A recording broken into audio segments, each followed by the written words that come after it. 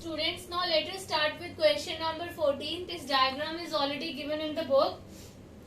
A 1 meter tall girl.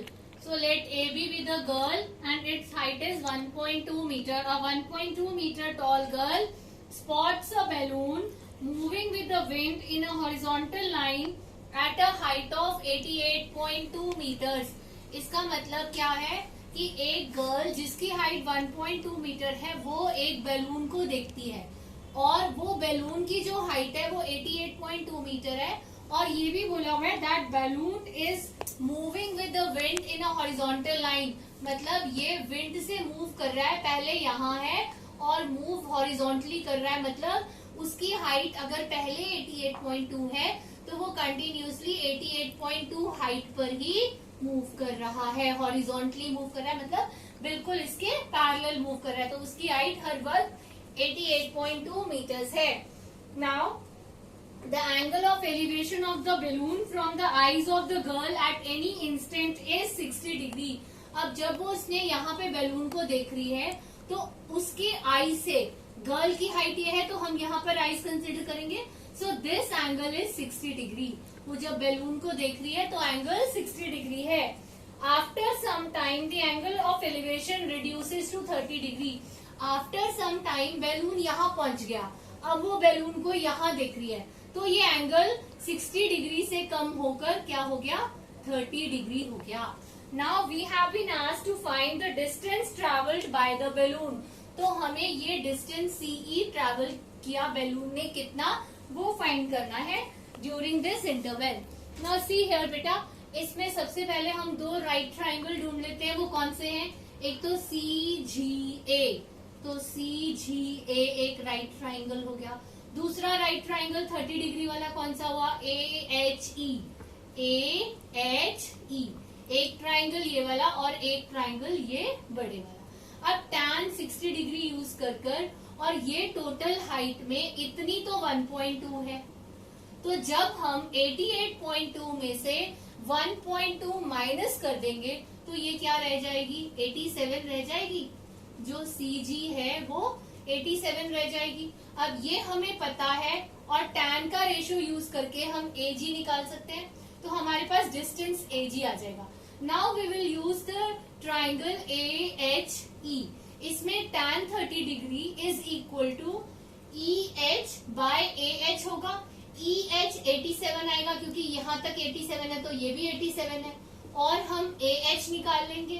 फिर हम AH में से AG माइनस करेंगे तो हमारे पास GH आ जाएगा और ये GH क्या है, सेम एज CE, तो distance travelled by the balloon आ जाएगा। Now we will start. Let AB be the girl and C and E be the two positions of the balloon. So let balloon be at the point C and E. Now from right triangle AGC, tan 60 degree is equal to CG by AG. √3 tan 60 degree होता है is equal to 87 by AG. From here AG is equal to 87 by √3. Now from right triangle AHE, tan 30 degree is equal to EH by AH. EH by AH. Tan 30 degree 1 by √3 is equal to 87 by AH. From here we get AH is equal to 87 √3. Now what we need to find this distance GH which is equal to AH minus AG. AH हमारे पास 87 √3 आया और AG हमारे पास 87 upon √3 आया, तो minus करेंगे तो LCM √3 आ गया, इसके नीचे 1 हो गया तो 1 इंटू में √3 इंटू में 87 √3, तो यानी 87 into 3 which is equal to 261 minus ये आएगा 87। सो 174 बाय √3 आ गया। रैशनलाइज करेंगे, √3 से मल्टीप्लाई और डिवाइड करेंगे, सो ये आ गया 174 √3 बाय 3 कैंसिल करेंगे 58 आ जाएगा, 58 √3, तो GH 58 √3 आ गया। GH और CE 58 √3 है, so that means the distance covered by the balloon is 58 √3। ये मैंने गलती से CD लिख दिया बेटा, यहाँ पर CE आएगा। So बेटा ये क्वेश्चन मोस्ट इम्पोर्टेंट क्वेश्चन है and in place of balloon you can also get the word aeroplane. That aeroplane is moving in a horizontal line at a height of so and so meter. So this question is the most important question from this worksheet. Now coming to question number 15th, it says a straight highway leads to the foot of the tower. ये एक straight highway है, ये एक tower के foot पे आ रहा है. Leads to the foot of the tower. Now a man standing at the top of the tower. Man is here at the top of the tower. तो मैं इस पॉइंट को A दे देती हूँ. A man standing on the top of the tower observes a car at an angle of depression of 30 degree. अब ये यहाँ पर सपोज कार है, तो जो मैन A पे बैठा है वो कार को ऑब्जर्व करता है at an angle of 30 degree. अब क्योंकि वो ऊपर से नीचे देख रहा है तो आपको हॉरिजॉन्टल लाइन बनानी है for showing the angle of depression. बच्चे जल्दी जल्दी में सीधा यहाँ 30 डिग्री लिख देते हैं. क्वेश्चन गलत है, because you that means the child is not knowing that angle of depression is to be mark. So ये एंगल 30 डिग्री मार्क करना बहुत जरूरी है with the help of horizontal line. ये 30 by alternate angles we say that this angle is also 30 degree. Now he is observing a car from the point A and the car is at the point C. Now it is said which is approaching, that means the car is approaching the foot of the tower with uniform speed. जो car है वो foot of the tower की तरफ आ रही है, यानी point B की तरफ आ रही है with uniform speed. अब क्या बोला है? 6 seconds later the angle of depression of the car is found to be 60 degree. मान लो कि 6 सेकेंड्स के बाद कार यहाँ पर आ गई डी पॉइंट पे. अब जो एंगल ऑफ डिप्रेशन है वो कितने डिग्री का है? 60 डिग्री का है. ये ना स्केच पेन स्लिप करता है ना. This is 60 degree. तो अगर ये 60 डिग्री है तो ये एंगल भी 60 डिग्री है. और यहाँ से यहाँ तक आने में टाइम क्या दिया हुआ है? 6 seconds. After 6 seconds the angle of depression is 60 degree. Now find the time taken by the car to reach the foot of the tower from this point. अब आप बताइए कि इस पॉइंट से फुट ऑफ द टावर में पहुंचने पे कितना टाइम लगेगा. यहाँ से यहाँ तक तो 6 सेकेंड्स लगे हैं, यहाँ से यहाँ तक हमें कितने सेकेंड्स लगेंगे? मान लो कि t सेकेंड्स लगेंगे. अब बेटा हाइट एंड डिस्टेंस का क्वेश्चन है तो हमें हर चीज डिस्टेंस में चाहिए होती है. तो अगर हम कार की स्पीड यूनिफॉर्म है और अगर हम उस स्पीड को x मान लें, अब ये सेकंड में है तो हम स्पीड को क्या मानेंगे? x मीटर पर सेकंड. तो यहाँ से बेटा हम CD डिस्टेंस निकाल सकते हैं. तो डिस्टेंस CD क्या होगा? Distance CD is equal to speed into time, यानी x इंटू 6. तो क्या आ जाएगा? ये 6x. तो हमें डिस्टेंस आ गया 6x. अब यहाँ से यहाँ तक जो कार है मान लो वो t सेकेंड्स ले रही है फ्रॉम D. तो स्पीड तो वही रहेगी इस केस में भी, क्योंकि यूनिफॉर्म स्पीड दी हुई है. तो इस केस में डिस्टेंस dB क्या आएगा? Distance dB is equal to speed into time. Speed हमारे पास x है, टाइम हमने t मान लिया, तो ये हमारे पास क्या आ गया? xt. तो अब हमें ये डिस्टेंस CD पता है कि ये 6x है और हमें ये डिस्टेंस DB पता है कि ये xt है. ठीक है, हमें फाइंड करना है यहाँ से यहाँ तक का time. And we will use our concept of trigonometry. और राइट ट्राइंगल्स दो यूज करने हैं. एक राइट ट्राइंगल हो जाएगा ABD और दूसरा राइट ट्राइंगल हो जाएगा ABC. So what we will do, from right triangle ABD tan 60 degree is equal to AB by XT. AB by XT या AB by पहले हम DB लिख लेते हैं. See here, from this triangle tan 60 degree is equal to AB by DB. AB को मैंने AB लिखेंगे और DB को हम XT लिख देंगे, क्योंकि हम ये already distance in form of distance find कर चुके हैं कि ये डिस्टेंस xt है. So tan 60 degree is √3 is equal to AB by xt. And from here we get the value of AB as √3 into xt. We will mark this as equation 1. अब दूसरा right triangle कौन सा है? A B C. So from right triangle A B C tan 30 degree is equal to AB by CB. Now tan 30 degree 1 by root 3 और AB by CB. CB क्या है? CD plus DB. तो मैं यहाँ पर लिख रही हूँ CD plus DB. अब यहाँ पर CB की जगह CD plus DB लिख दिया. So 1 by root 3 is equal to AB by CD हम पहले से निकाल चुके हैं, ये 6x, तो 6x प्लस DB हम निकाल चुके हैं XT, तो यहाँ पर क्या आएगा? XT. Now from here again cross multiply करेंगे तो ये आ जाएगा 6x plus XT by root 3 is equal to AB. अब आप बेटा इक्वेशन 1 और 2 देखिए. इक्वेशन 1 भी हमें AB की वैल्यू दे रही है, इक्वेशन 2 भी हमें AB की वैल्यू दे रही है, तो हम दोनों को इक्वल रख सकते हैं. This means root 3xt is equal to 6x plus xt by root 3. So what we will do here, from 1 and 2,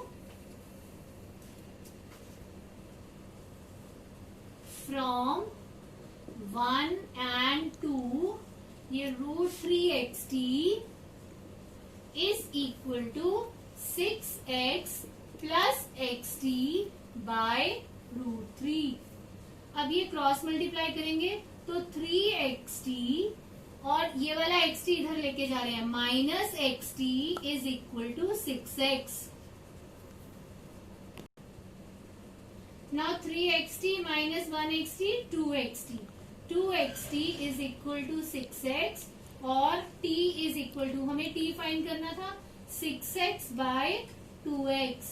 तो ये x और x कर दिया 2 3 जा, तो t is equal to 3 seconds. तो लास्ट में आप लिखेंगे time taken by the car to reach the point B from D is equal to 3 seconds.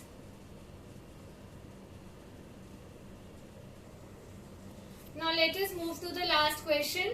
The angle of elevation of the top of the tower from 2 points at a distance of 4 meter and 9 meter from the base of the tower and in the same straight line with it are complementary. देखिए बेटा, the angle of elevation of the top of the tower, यहाँ ये suppose this is the tower, AB is the tower. The angle of elevation तो मतलब नीचे से ऊपर देख रहे हैं top of the tower from 2 points at a distance of 4 meter and 9 meter. तो एक पॉइंट ये है, यहाँ से भी एंगल ऑफ एलिवेशन है. Let me first mark the angle of elevation. Slip करता है बोर्ड पे. Now one point it is at a distance of 4 meter from the base of the tower. ये 4 मीटर है और ये वाला डिस्टेंस जो है ये 9 मीटर. ठीक है. So what it is said, at a distance of 4 metre and 9 metre from the base of the tower. ये बेस ऑफ द टावर है, तो एक पॉइंट C वो 4 मीटर के डिस्टेंस पे है, दूसरा पॉइंट D जो है वो 9 मीटर के डिस्टेंस पे है. And it is said that the angles are complementary. I am reading the question again. The angles of elevation, angles of elevation की बात हो रही है, मतलब ये वाले एंगल की और ये वाले एंगल की बात हो रही है. तो angle of elevation of the top of the tower from 2 points C and D at a distance of 4 meter and 9 meter from the base of the tower and in the same straight line, मतलब इसी straight line से with it are complementary, मतलब ये angles complementary हैं. तो इसका मतलब अगर हम इस एंगल को थीटा लें तो ये वाला एंगल 90 माइनस थीटा है. दोनों कॉम्प्लीमेंट्री एंगल है, मतलब दोनों का सम 90 है. So prove that the height of the tower is 6 metre. हमें बताना है कि जो ये AB है ये 6 मीटर है. नाउ सी हियर बेटा, अब दो राइट ट्राइंगल कौन से बन रहे हैं, ABC और ABD. सो फ्रॉम, सबसे पहले let AB be the tower. अब from right triangle ABC, tan theta is equal to AB by BC, यानी कि tan theta is equal to AB by 4. Let us mark it as 1. Now other right triangle is ABD. So from right triangle ABD, tan 90 minus theta is equal to AB by DB. ये DB और DB कितनी है 9, तो AB by DB. अब tan 90 minus theta क्या होता है cot theta is equal to AB by 9. बेटा ये मैंने आपको वैसे 8.3 वर्कशीट के से रिलेटेड है, लेकिन मैंने आपको बताया था कि हम इसके कॉम्प्लीमेंट्री एंगल कैसे लिखते हैं. tan of 90 minus theta is cot theta. ये आपको याद करना है, लिखवाए थे आपको 6. So this is equation 2. अब देखिए equation 1 tan theta is equal to AB by 4 है. Equation 2 cot theta is equal to AB minus AB upon 9 है. तो हम क्या करेंगे, इक्वेशन 1 मल्टीप्लाई बाय इक्वेशन 2 करेंगे. ये स्टेप याद कर लो, डिफरेंट सा है. इस स्टेप को आपने याद कर लेना है कि इसको जब भी सप्लीमेंट्री एंगल्स की बात हो रही है तो हम इस तरह से करेंगे. सो tan थीटा, सॉरी बेटा सप्लीमेंट्री नहीं complementary angles. So tan theta into cot theta is equal to, यहाँ पर AB बाय 4 आया था तो AB बाय 4, तो tan थीटा की वैल्यू हो गई इंटू AB बाय 9. ये हमारे पास कॉट थीटा की वैल्यू हो गई. Now tan theta into cot theta क्या होता है, किसका रेसिप्रोकल होता है, tan का ही होता है. तो I can write it as 1 by tan is equal to AB into AB square by 36. tan theta cut गया.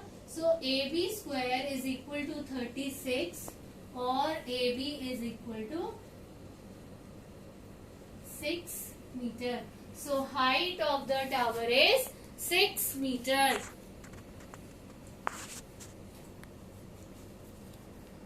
With this we finish exercise 9.1 or rather chapter 9.